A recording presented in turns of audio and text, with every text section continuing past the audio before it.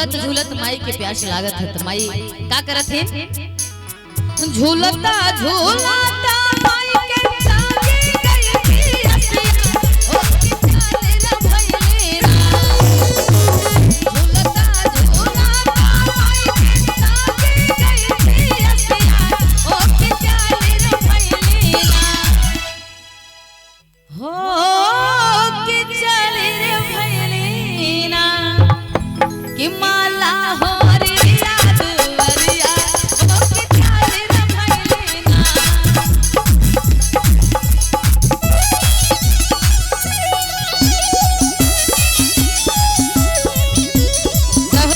क्या बात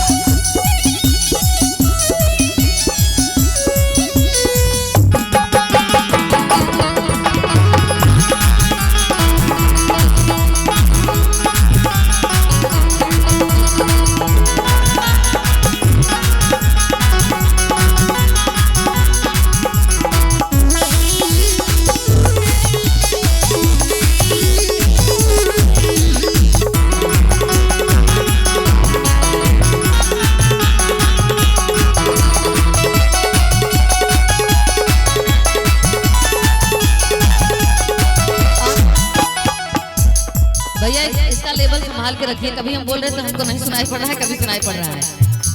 और जब मैया रानी मालिन के घर जाती है तो कहती क्या है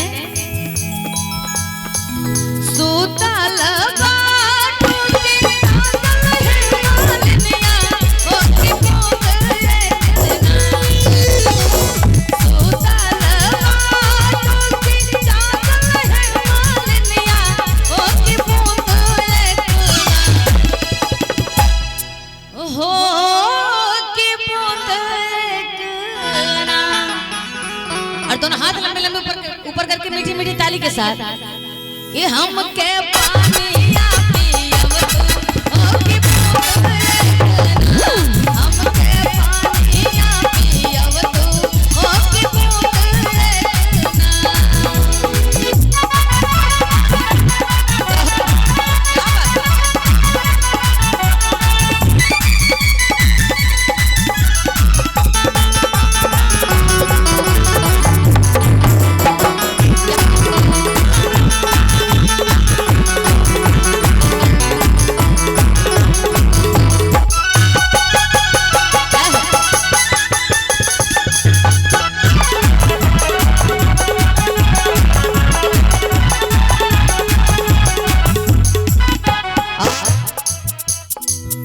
मालिन से जब मैया रानी प्यास बुझाने की अरदास लगाती है तो मालिन बड़े प्यार से माँ को जवाब देती है। देखिए इस दुनिया में अगर माँ प्यार करती है, आप आज जिस बिटिया की हल्दी रस्म है, कल बिटिया की शादी है, परसों बिटिया इस आंगन को छोड़ के चली जाएगी। पिता का कलेजा पिता का दिल कैसे मानता हो पिता ही समझता है। देखिए रागिनी जी के पापा की तरफ से ढेर सारा नेक न्यौछावरी ये माता रानी के चरणों में चढ़ावा आया है। और माता रानी करे कि आप सबके जीवन में बिजनेस में व्यापार में हमेशा दिन दुगनी रात चौगुनी तरक्की बनी रहे और माता रानी का आशीर्वाद ऐसे ही मिलता रहे। और मैं कह रही थी कि इस दुनिया में अगर कोई माँ प्यार करती है तो सबसे ज्यादा अपने बच्चे से प्यार करती है, अपने बेटे से प्यार करती है।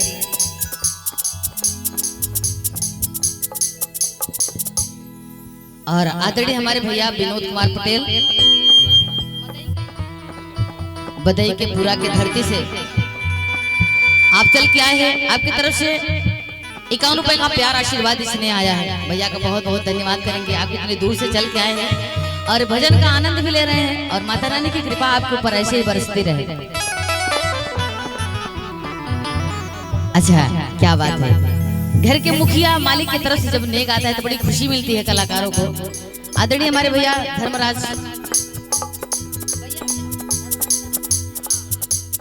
धर्मराज पटेल भैया जी की तरफ से देखिए 200 रुपए का प्यार आशीर्वाद इसने आया है। भैया जी का बहुत बहुत धन्यवाद करेंगे और माता रानी करके आपके ऊपर ऐसे ही मलिकाना हमेशा रहे और आप ऐसे घर को संभाले रहे। और आइए मैं कह रही थी क्या, और हमारे भैया देवराज पटेल जो हमको हमारे यहाँ तक गए भी थे और जो जिनके सौजन्य से हम कलाकार आज आपके बीच में गा रहे हैं, गुनगुना रहे हैं, क्योंकि हम भैया के यहाँ से हमारे यहाँ बाइक से जाना बहुत डिफिकल्ट था। हम जब आ रहे थे तो कई बार रास्ते में चढ़ चढ़ के बताइए ठंडी में हमारे दोनों भाई इतने दूर आए थे और हम लोग कार से जा रहे थे, भी हम लोग को कठिन लग रहा है कि हम इतनी दूर हम लोग जा रहे हैं। तो भाई एक तरह से देखिए ढेर सारा नेक है, ये नेक ना भी मिलता फिर भी बहुत बहुत आभार है कि आपके सौजन्य से हम यहाँ गा रहे हैं, गुनगुना रहे हैं। देवराज पटेल, अच्छा उपलाल, देवराज पटेल उपलाल भैया जी की तरफ से फिर से देवराज पटेल उपलाल भाई की तरफ से फिर से ढेर सारा प्यार आशीर्वाद इसने आया। भैया को बहुत बहुत धन्यवाद करते हैं।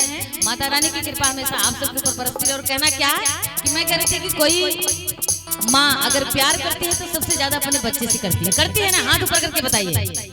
इसलिए मालिन बड़ी सौभाग्यशाली अपने आप को समझना चाहिए कि माँ स्वयं प्यास बुझाने की अरदास लगाने के लिए घर पे आए, लेकिन वो माँ इनकार इसलिए कर रही है कि उसकी गोद में उसका बेटा है। करे क्या कैसे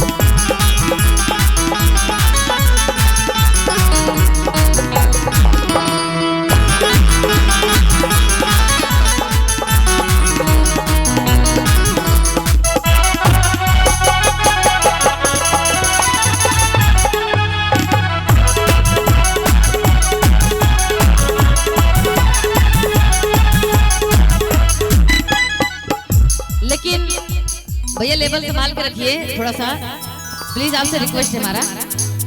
लेकिन और वो मालिन बड़ी सौभाग्यशाली है जब मैया रानी ऐसे बोलती है बड़ी मीठी आवाज में। ये समझो कि मालिन का दिल जीत लेती है मैया। तो मालिन जी करती क्या है,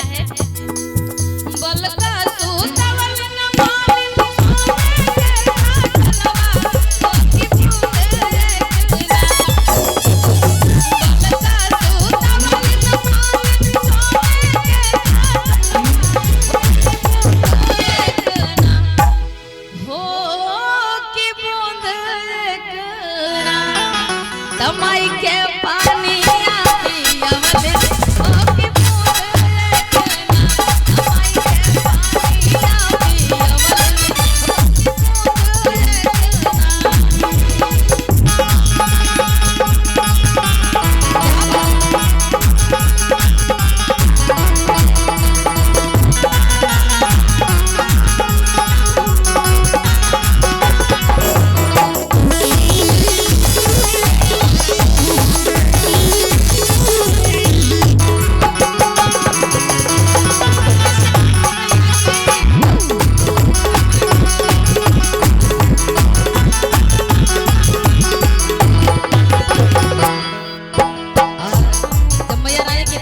जाती है, मैया रानी आशीर्वाद देती है मालिन को और सभी भक्तों को और कहती क्या है, जय साईं